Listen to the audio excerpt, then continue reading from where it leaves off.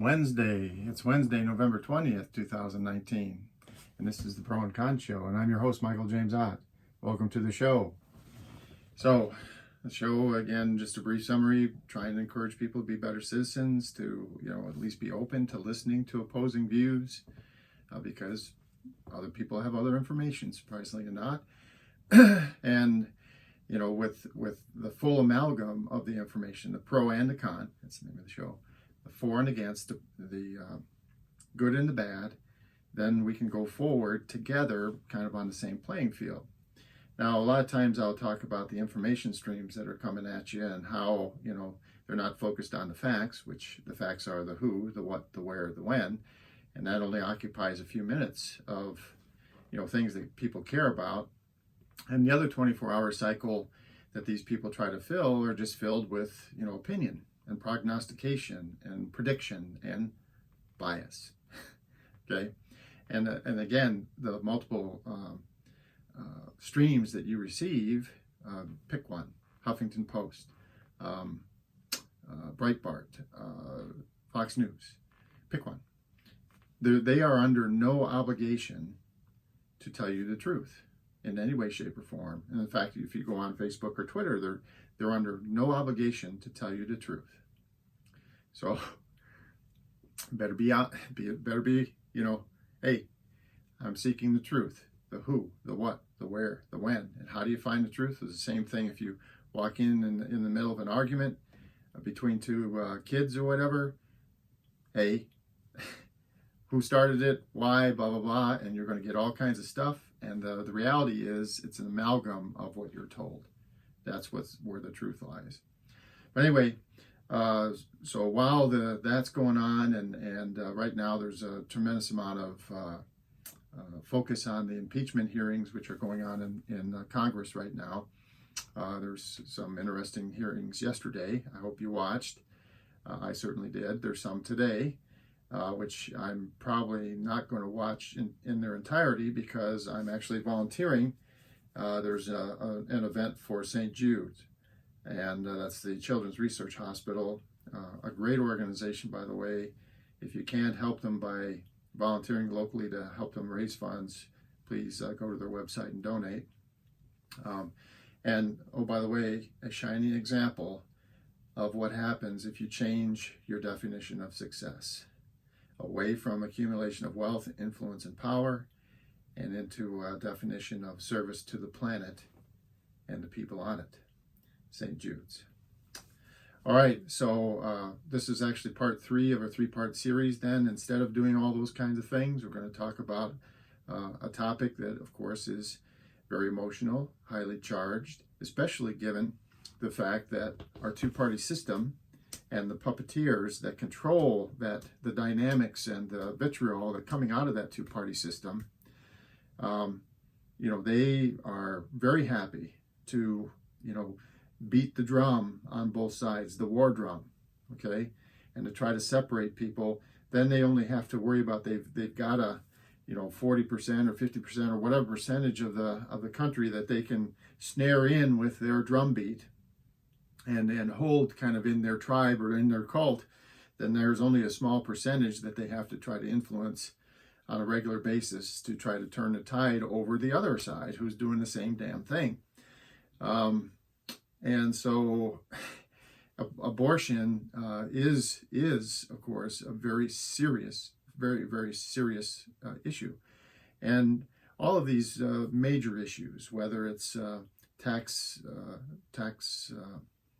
reform or election reform or abortion or gun legislation, all on and on and on, fights for equality, all of that stuff. It's all very serious stuff. And what we need to do is, instead of grabbing bumper stickers and lining up on 4-word little phrases, well, that's nice, they roll off the tongue, but the truth is these things are complex, and we all live together under the same laws. That's the fact. We live all together on the same laws. We better figure out a way to do these things in a way that makes sense to all of us. And how do you do that? Well, like I say, you're open to opposing views, or at least listening to opposing views. So tell me, how did you arrive at where you are? What information do you have that caused you to get where you are? And abortion is one of those issues. Now, I've been going through, and so I'm just going to show these up. You can freeze the video momentarily if you're watching this later and not in real time. You can freeze the video and read the slides and kind of think them over before you restart the video. And so in the first show, we talked about the abortion issues and the factors that are being balanced. So this thing about choice and defining human life versus potential life, and some of the impact there, and safety to the mother and so on. In the second part, we talked about there was a paper. It was a peer-reviewed paper published by some psychologist. I don't remember who, but I found it, and they gave about 13 reasons for why women have abortions. So hold that up there for a moment. We covered that yesterday in part 2. Okay. So today in part 3, I wanted to talk about, so we talked about the reasons why women especially, which, the only people who can have abortions or would want to have an abortion, obviously, and reasons why they might want to do that. Well, now today we're going to talk about reasons why they, or certain women, or just society in general, would not want them to have an abortion. Now the list is, a lot shorter, because I kind of group all of the kinds of, if you listen to someone kind of on the side of Christianity or whatever, anti-abortion, pro-life kind of thing, they'll break what is basically, it's a human life, and therefore precious, and they'll break that into 1,000 different words and 1,000 different paragraphs. But it's human life is precious. So the reasons, so there's just a few reasons, but they're very, very important reasons. So there's and again, when the reasons for abortion, there was different categories that were offered, but there was really just 3 or 4 fundamental categories, financial or social stigmatism kinds of things, and so on. So reasons against abortion, well, one of the primary reasons is that it is, very, very emotional traumatic. And why is that? Well, because I think inherently the vast majority of us, we appreciate the gravity of that situation. It's an unbelievably stressful choice, basically, and again, I think, it's got to be, 99% or something. It's some very, very high percentage of the people involved in this kind of decision very much recognize the gravity of what they are talking about doing. Another reason is that abortions, so having a child can actually harm the mother, especially if there's something going wrong with the fetus or whatever. But also having an abortion, there's the potential, especially if it's not done, in a safe, medically correct way, it can cause, very serious damage to the physical well-being of the woman who's aborting the child or is going through the process. And in fact, if it's done poorly, I heard over my lifetime that there were these anecdotal things about, even midwives or somebody, using like coat hangers and stuff like that, which, oh gosh, it sounds horrible. But, and then, if that kind of goes awry, then the woman would be so damaged that, physically, that she might even bleed to death. And other instances where, you might actually have death or serious maiming of the woman undergoing the procedure. So that's important, right? And then it ends a potential human life. And I want to emphasize that word potential because I want people to understand. I don't think a lot of people understand that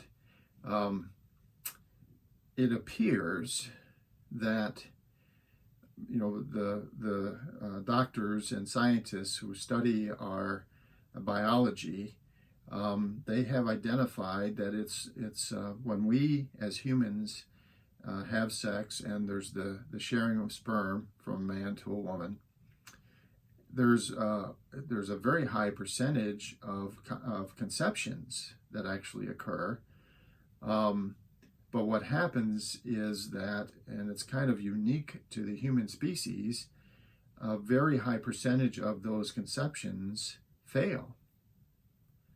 There is some kind of issue with the DNA as it comes together, and and what happens is that about 1 in 4 or 1 in 5, this kind of number of conceptions that occur don't make it past hours or days, because there's some kind of fundamental problem, and the zygote at that point fails to continue to go on to greater development. And so here's a little graph, and I'll hold this up, and then you can freeze the video momentarily if you want to kind of study that graph. But what it says is that in the first 30 days or so, 30 to 50 days, let's say, there is a very high percentage of failures of concepted babies, basically. So fertilized egg sperm combinations, it's roughly on the order of 1 in 5 or 1 in 4 that makes it through that, okay, to the roughly 40-50 day point. And then from that point on, if you look at the graph, the probability of the child, the human, coming to a healthy birth is very, somewhat consistent. So it only changes just very slightly. The probability that there's going to be a problem goes way down after that first, whatever that is, 40 days kind of thing, plus minus. And I think that's one of the reasons why there's this anecdotal thing that if a woman who wants to have a baby actually thinks that she's pregnant, she very often won't tell anyone, won't share that with a wider audience for a couple months, 3 months, because we know that there's a fairly good chance that something will happen, and that child won't be viable anymore, and the woman will lose her baby. So those are really the potential human life. So it looks like there's a window during the first handful of weeks where even if there's been a conception, the probability is actually quite low that you're going to get a healthy baby from that. And so, if you want to look at the window of opportunity where you're not really impacting the probability of success, if you will, you would try to have contraception and / abortion in those first days and weeks after fertilization of the egg. Okay. Because after that point, and as far as thinking about, well, when is life? Well, clearly, I'm an adult man. If you harm me or kill me, we don't want that, right? And same for you, right? And so you step it back from when I was younger. When I was 5 years old, same thing, all the way back to I was a month old. Okay. hey, killing me or maiming me or whatever, definitely wrong. Okay. And then you start stepping back to, well, right at the instant I'm born. Well, okay, now because of this likelihood of the birth being healthy, you step back, month 8, month 7, month 6, month 5, month 4, right? It's much more close to being a real person at that point, the viability of it. And therefore, you can understand that people would say, hey, like late-term abortions, no, don't do that. And the data would, again, if you value human life, and again, the vast majority of us do, then the data would say that, yeah, if you're going to do something, you have to do it very early after conception. Otherwise, you're greatly impacting, the viability of probably a perfectly viable, high probability of a viable human being. Okay. So life doesn't start at conception. It starts at conception 1 out of 4 or 1 out of 5 times. So I just want to point that out, throw that out into the internet. Now tomorrow we're going to talk about how we stop standing on opposite sides of the street throwing bricks at each other. Okay? There is a place where we can all be together, and that place, and because we all would want it, everybody wins. Abortions are extremely rare, and women have choice. And abortions, if that is the option that's chosen, is safe and affordable and available. But there's a place where we can have all those things be true. And that's tomorrow's show. So for the Pro and Con Show, I'm Michael James Ott. I'm looking forward to helping raise some money for St. Jude's. Get on the website and donate if you haven't done so already. And until the next show, bye for now.